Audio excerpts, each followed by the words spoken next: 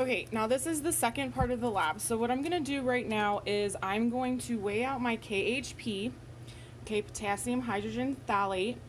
And if you remember from the procedure, it tells us that we're going to do 3 trials, and I need at least around a gram of each KHP. The important thing is that I am recording how much each one of them weighs. So I'm going to expect you to record those masses as I weigh them out. Okay, the first thing that I like to do when I'm doing more than one trial with my weigh boats, I just write 1, 2, and 3 on the bottom of them, so I know when I take them back to my lab bench what each one of them is. Okay, so here's going to be for trial 1. So I'm going to put my weigh boat on the scale, and I'm going to zero out the weigh boat.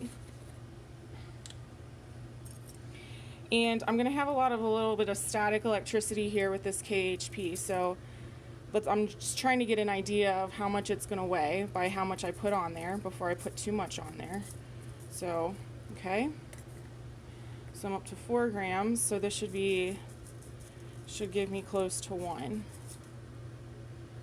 Okay, and it says around, so that's a lot more than around, so I'm going to take some of it off and see if I can get closer to 1.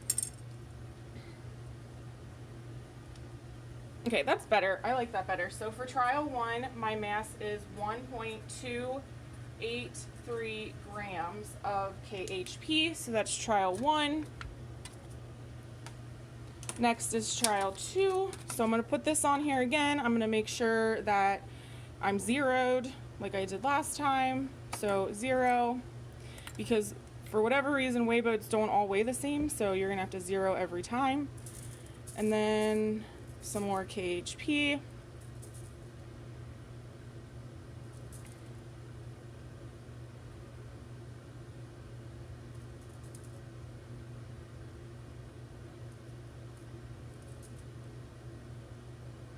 Okay, I like that one better. Okay, so for trial 2, we're going to record 1.022 grams. Now notice I'm taking 4 significant figures, so that's going to help with my precision here, okay? Trial 2, and then the last thing I'm going to do is trial 3. Again, make sure the weigh boat is zeroed. So I'm zeroing that, okay? And then weighing out.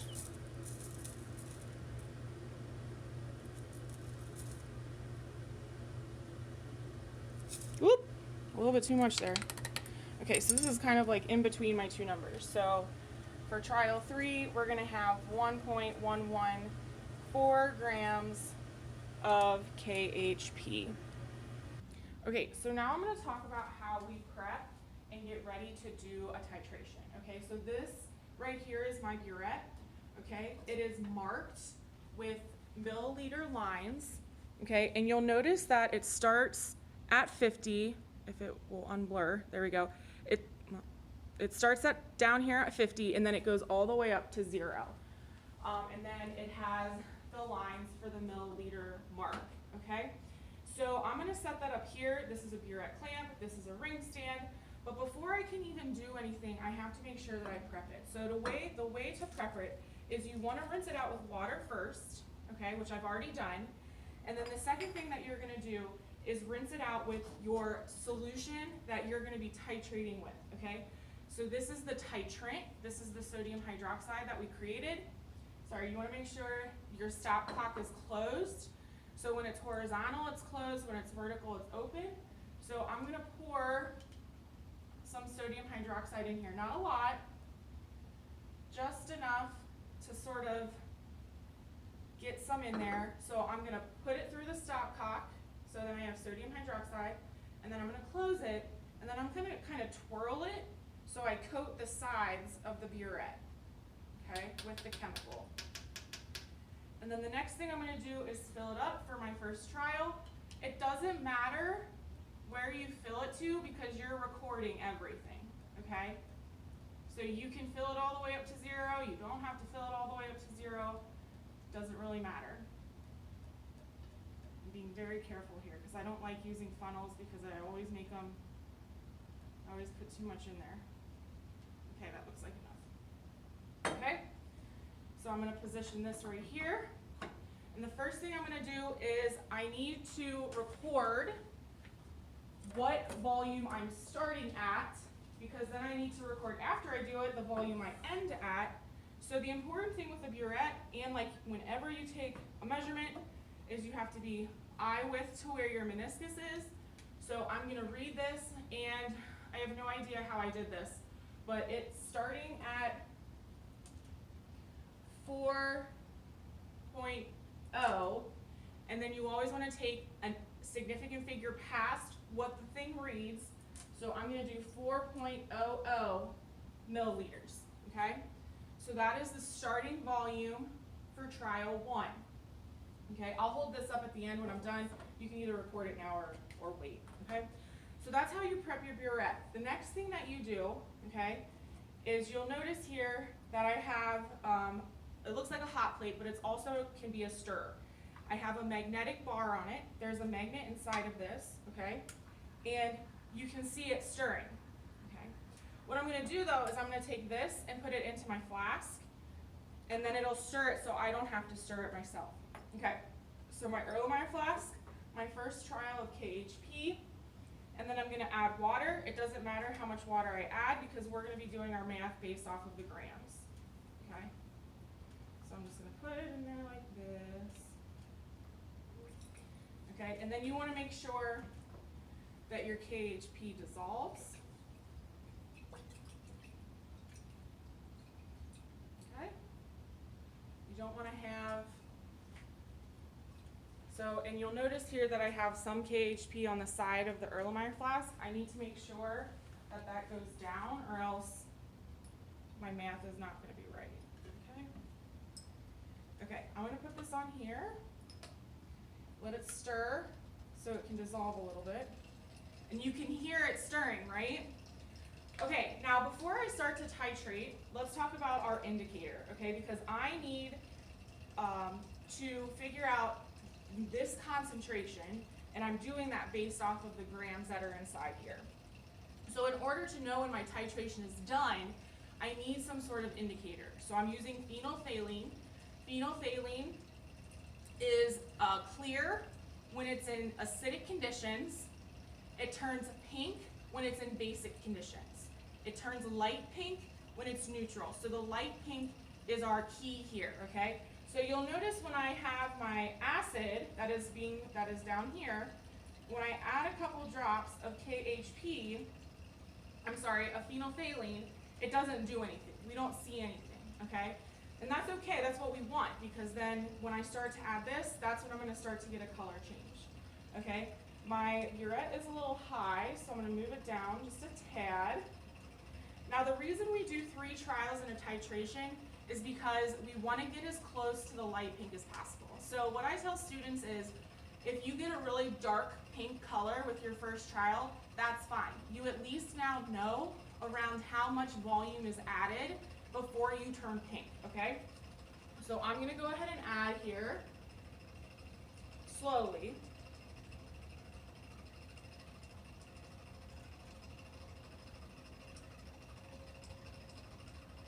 Until I start to see some pink. So now when I do this, I'll start to see pink where I'm adding the sodium hydroxide, but it's not in the whole flask.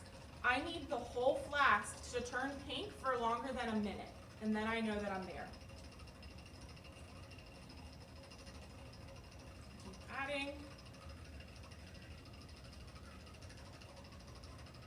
I think next time I do a lab over video, I'm gonna have music in the background because I feel like I'm just talking to myself, and I think I need to have music in order to make me feel less crazy.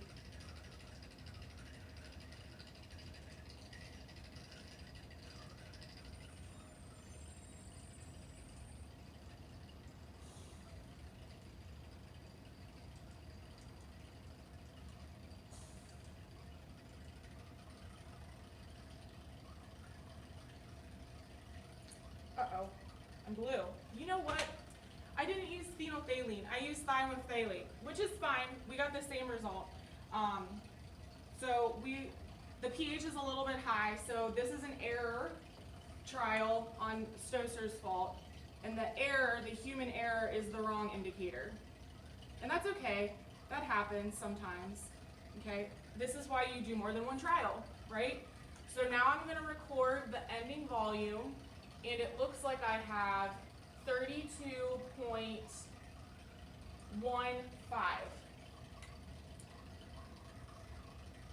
So what we'll do though, we'll still do the math and we'll see how far off it is on the other two trials, okay? Because that's what you do in comparison, because this may be not accurate, but it could be precise if it's around the same values, okay? So go ahead and record that. I'm gonna stop because I gotta get the right indicator. Okay, now that I have the right indicator, so I've already set up trial 2, I already refilled my burette, I already have a starting milliliter. It is 1.50 milliliters is my starting milliliters. So I'm gonna add the right indicator this time, phenolphthalein. So I'm gonna put a couple drops in there, okay? Let's go, let's do this, okay? There, now it's turning pink. That makes me feel better.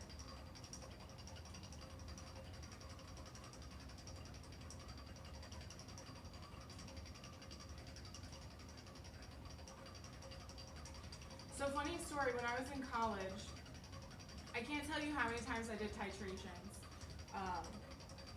And it was kind of exhausting because you had to do it to just the exact amount, and so you had to do it this way. Well, right when I graduated college, the school that I went to got a thing called an auto titrator. So it just would tell it how much it wants to add, and it would add it, and you don't have to stand here and do that. So there are auto titrators out there. They use them a lot when it comes to medicine and things like that. Okay, I don't know if you can see it from there or not, but you can see it's starting to turn pink in the center. So this is, I'm gonna be paying very close attention. When it starts to be more predominant, I'm gonna stop adding quickly. And then I'm gonna start adding dropwise.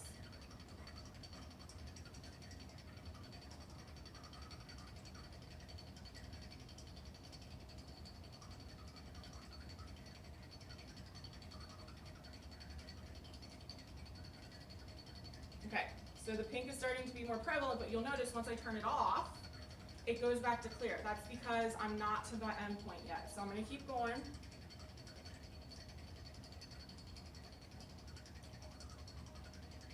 Okay, I'm getting closer and closer. So now this is where you wanna be very careful, okay? And sometimes you may even need to do a half drop. So I'm gonna take this drop and see if that does anything. Close.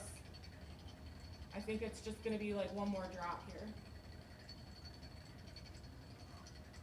I'm going the wrong way.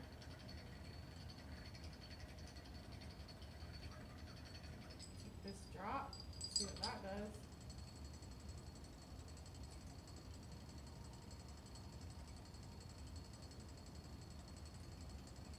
Oh no. Okay, that was so close. So did you see how it went super dark and then super light? The super dark is not what we want. The super light that I have right here is exactly what I want. So I don't know how I just did that, but it worked, okay? So I know that this titration's done because now I have this light pink color, okay? Because then that tells me, and you can't even see that it's pink here. Let me get a piece of paper. This tells me that the moles of the acid are equal to the moles of the base. So then we can figure out the concentration of the sodium hydroxide, okay? So this can go down the drain with lots of water because they're very diluted, okay? All right, and then time for trial 3. Okay, same exact thing here. Before I start trial 3 though, I need to make sure I record my ending volume. So my ending volume is 23.25.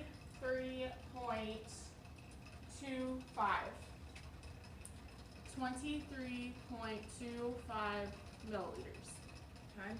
I will show this at the end. Okay, So we're gonna do the same thing. So I used about 20 milliliters. So I'm gonna add about like 15, and then I'm gonna start slowing it down, okay? So here we go. Oh, notice that I didn't refill my burette because I don't have to. I still have some in there. I just need to record the starting amount, which is just the ending amount of trial 2, which is just 23.25 milliliters, okay? So here we go.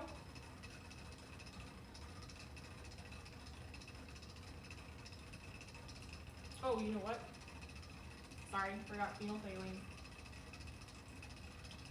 We won't get any color change and you'll be titrating forever if you don't add your phenolphthalein.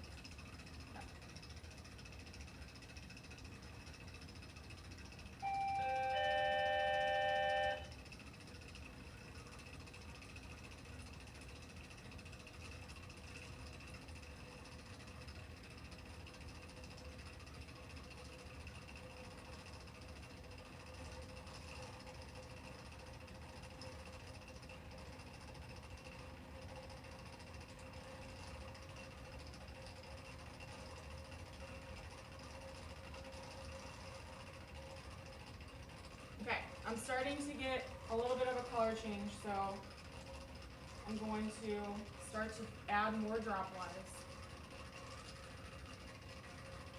Not like that.